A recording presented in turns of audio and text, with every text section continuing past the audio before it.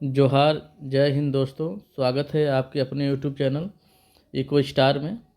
आज हम लोग देखेंगे 2024 का मॉडल पेपर जिसे जैक बोर्ड ने जारी किया था। आइए हम लोग देखते हैं कि इस पेपर में जो है प्रश्न की प्रवृत्ति कैसी है। क्लास 12वीं का है, सब्जेक्ट इकोनॉमिक्स है। चलिए आगे बढ़ते हैं। पहला प्रश्न देखते हैं। निम्नलिखित में से किस वक्र से संसाधनों के उत्तम विनिधान से दो वस्तुओं की अधिकतम संभावित उत्पाद संयोग को दर्शाया जाता है?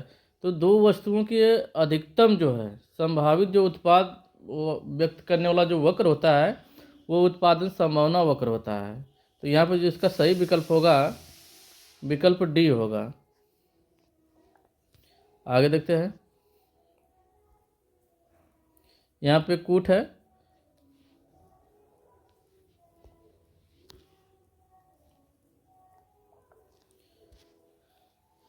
निम्न में से किस प्रश्न का संबंध व्यष्टि अर्थशास्त्र से है? कूटों का जो है हमें सही चयन करना है। पहला है, बाजार में किसी वस्तु की कीमत का निर्धारण कैसे होता है? तो बाजार में किसी वस्तु की कीमत का जो निर्धारण है, ये व्यष्टि अर्थशास्त्र का विषय है, तो ये विकल्प सही है। देश में संसाधनों का विनिधान कैसे हो? तो यहाँ पे पूरे देश की बात की जा रही है, समग्र स्तर की बात की जा रही है, तो ये समष्टि का विषय है, तो ये विकल्प गलत है। एक फर्म का कुल निर्गत स्तर क्या है? यहाँ फर्म की बात की जा रही है, तो फर्म का अध्ययन जो है ये हम व्यष्टि अर्थशास्त्र के अंतर्गत करते हैं, तो विकल्प 1 और 3 सही है। आगे देखते हैं। एक देश में वस्तुओं की कीमतें क्यों बढ़ती है? तो यहाँ पे देख रहे हैं कि देश की बात फिर की जा रही है, संपूर्ण स्तर की बात की जा रही है, तो ये भी विकल्प गलत है। तो सही विकल्प इसका होगा 1 और 3 होगा। तो दूसरे का जो 1 और 3 अगर देखा जाए तो हमको कहाँ पे मिल रहा है? यहाँ पे मिल रहा है डी, तो डी विकल्प इसका सही है। आगे देखते हैं।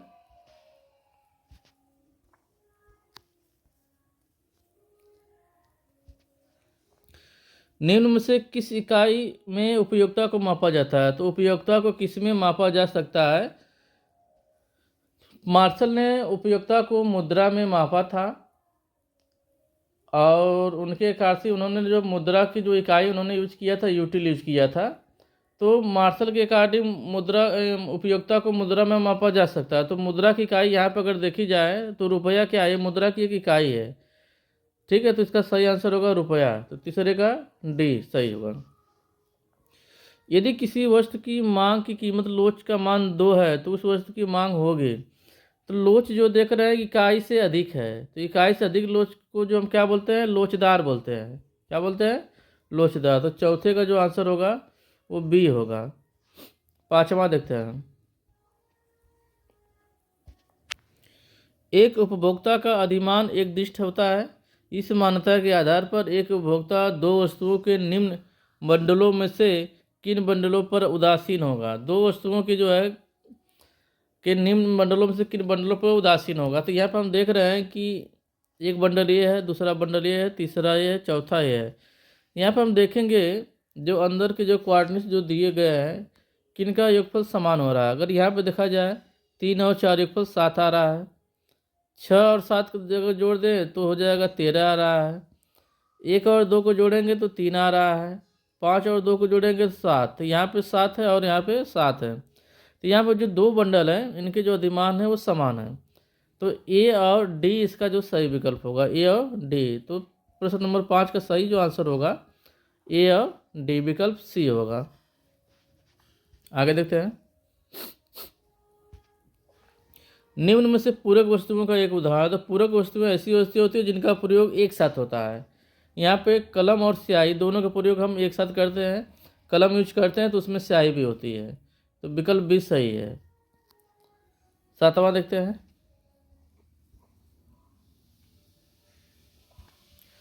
सामान्यतः एक औसत उत्पाद का वक्र कैसा होता है? तो जो हमारा एक औसत उत्पाद वक्र होता है, जो एफईएल होता है, ये उल्टे यू आकार का होता है।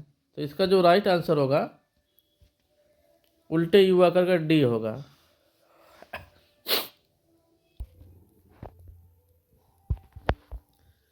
आठवां प्रश्न देखते हैं। पैमाने का स्थिर प्रतिफल के उत्पादन फलन में यदि साधनों को दोगुना वृद्धि की जाती है तो उत्पादन में वृद्धि होगी। क्योंकि स्थिर पैमाने का प्रतिफल है, तो जितना गुना हम साधन बढ़ाएंगे उतना ही गुना जो उत्पादन में वृद्धि होगी।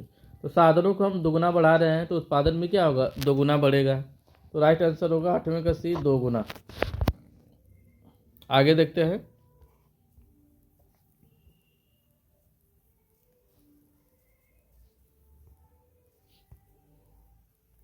निम्न चित्र में आयत ओ ए बी सी का क्षेत्रफल, तो ये देख रहे हैं ओ ए बी सी, इसका क्षेत्रफल क्या होगा। यहाँ पे देखा जाए जो बी सी है, जो बी सी अगर देखा जाए तो ये हमारा जो है एक प्रकार से जो एफ सी है, प्रति इकाई जो उत्पादन लागत है, औसत लागत, औसत स्थिर लागत है। और ये अगर ओसी देखा जाए तो ये उत्पादन की मात्रा है। तो अगर हम उत्पादन की मात्रा या उत्पादन की जो इकाई है क्यू इंटू अगर ए एफ सी कर दें तो इसका पूरा क्षेत्रफल निकल जाएगा। और क्यू इंटू जो एफ सी है यही हमारा क्या है, टोटल फिक्स्ड कास्ट है, टोटल स्थिर लागत है। तो 9वें का जो राइट आंसर होगा कुल स्थिर लागत होगा, डी आंसर होगा इसका।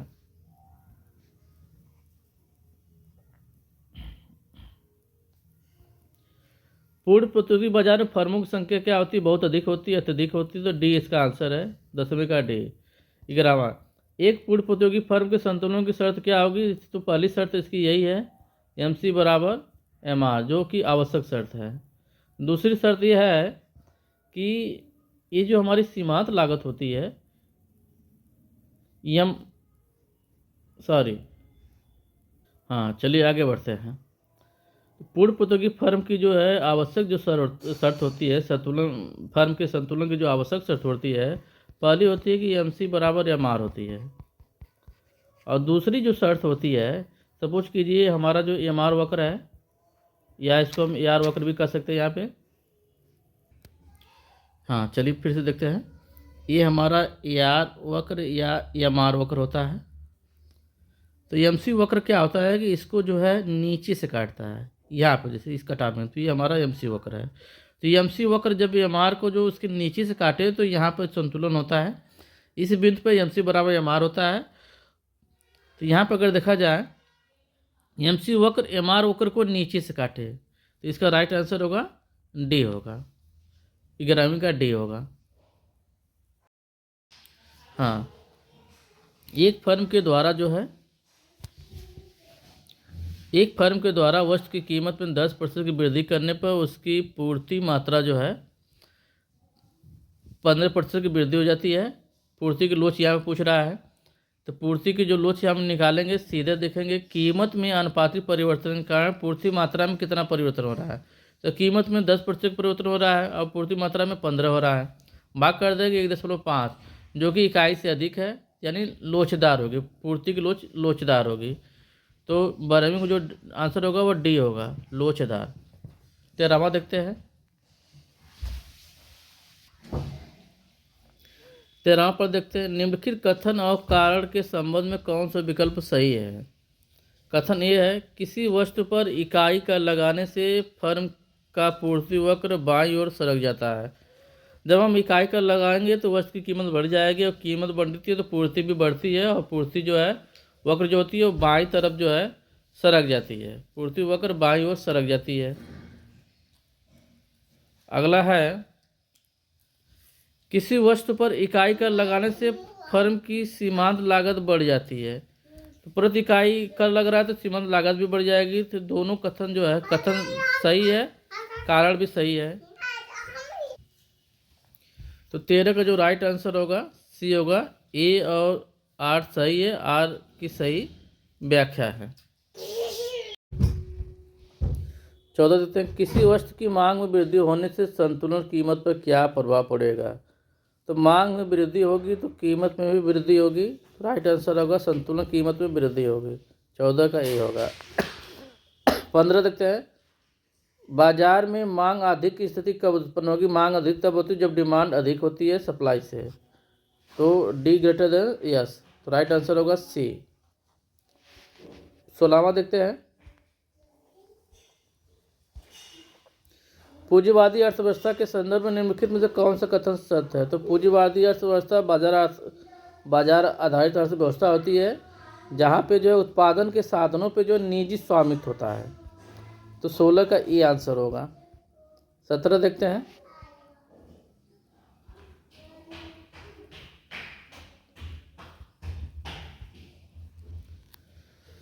मान लिया जाए एक देश में 2 लाख व्यक्ति रोजगार में संलग्न हैं, 10,000 व्यक्ति कार्य करने को इच्छुक है लेकिन उन्हें काम नहीं मिल रहा है। देश में बेरोजगारी की दर होगी। तो जो बेरोजगारी की दर का जो सूत्र होता है वो होता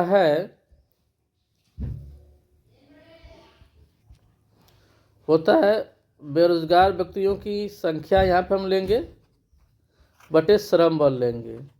तो बेरोजगार व्यक्तियों की जो संख्या है वो 10,000 है और जो हमारा श्रम बल है, श्रम बल में रोजगार बल और बेरोजगार बल दोनों आता है। तो रोजगार मिला है 2 लाख लोगों का और बेरोजगार कितने हैं? 10,000। इस दोनों को हम जोड़ देंगे तो 2,10,000 जोड़ देंगे तो हमारा हो जाएगा 2,10,000 गुणे 100 कर दीजिए। इसको जब आप सॉल्व करेंगे हमारा आ जाएगा 100/21, भाग दे देंगे 4.7 आएगा। तो राइट आंसर इसका होगा 4.7, जो कि विकल्प में कोई भी विकल्प नहीं है। तो इसमें सारे विकल्प गलत दिए हुए हैं, लेकिन विकल्प अगर सी अगर देखा जाए तो जो कि 4.7 के नज़दीक है, तो हम 5% इसका राइट आंसर मान सकते हैं। आगे देखते हैं। 18 अर्थशास्त्र की भाषा में निवेश शब्द से अभिप्राय क्या है? जमीन का क्रय। 18 का बी होगा जमीन का क्रय। 19 देखते हैं। आय के चक्रीय प्रवाह के 2 क्षेत्रक मॉडल में कारक सेवाओं का प्रवाह किस दिशा में होता है? तो कारक सेवाओं का जो प्रवाह होगा वो परिवार से फर्म की तरफ होता है। तो 19 का बी आंसर होगा। आगे देखते हैं। सरकार द्वारा भुगतान की गई वृद्धा पेंशन की राशि निम्नलिखित में से किस समुच्चय का एक भाग होती है? क्योंकि ये वृद्धा पेंशन है तो इसे हम जीडीपी में, जीएनपी में या राष्ट्रीय आय में शामिल नहीं करेंगे, तो ये सब नहीं होगा। सही होगा वो पेंशन जो होगा व्यक्ति की पर्सनल इनकम हो जाएगी, व्यक्ति इनकम हो जाएगी। तो 20 का डी आंसर होगा। निम्नलिखित में से विनिमय का एक सर्वमान्य माध्यम क्या है? चेकबुक, डिमांड ड्राफ्ट, बंध पत्र, मुद्रा। इन चारों में जो सबसे सर्वमान्य है वो मुद्रा है। तो 21 का डी आंसर होगा।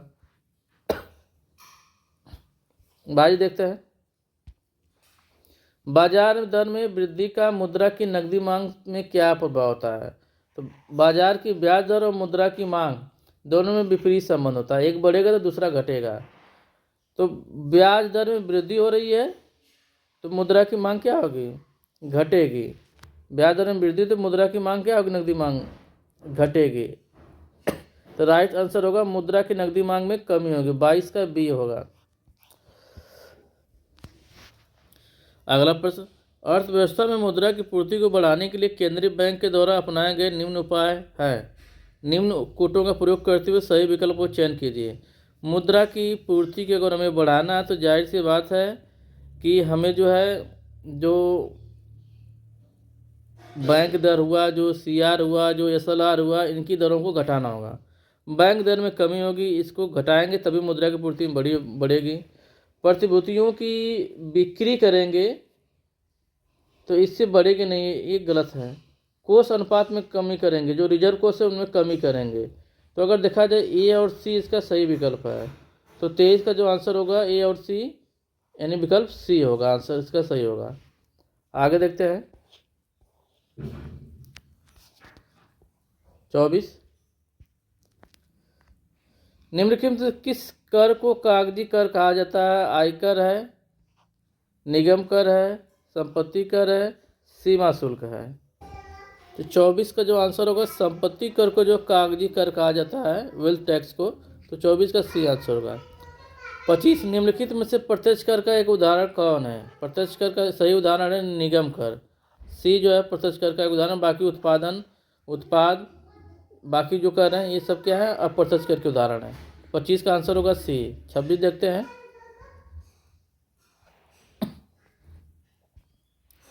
यदि आय में परिवर्तन से उपभोक्ता का उपभोग व्यय अपरिवर्तित रहता है तो एमपीसी का मान क्या होगा?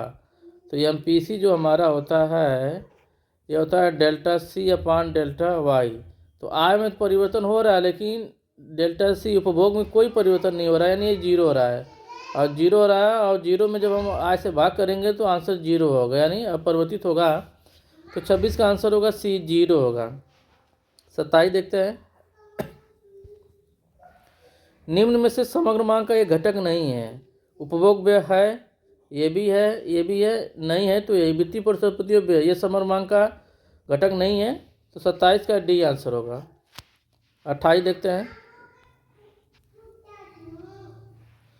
कुल निर्गत में परिवर्तन तथा स्वायत्त नियम में परिवर्तन का अनुपात क्या कहलाता है? तो देख रहे हैं, निवेश में परिवर्तन हो रहा है और कुल निर्गत में परिवर्तन हो रहा है, यानी डेल्टा आई के कारण डेल्टा वाई में परिवर्तन हो रहा है। तो इसी को हम क्या बोलते हैं? गुणक बोलते हैं। इसको क्या बोलते हैं? गुणक बोलते हैं। निवेश के कारण आय में होने वाला परिवर्तन। तो 28 का सी आंसर होगा, गुणक। विदेशी विनिमय दर क्या है, इसको समझते हैं।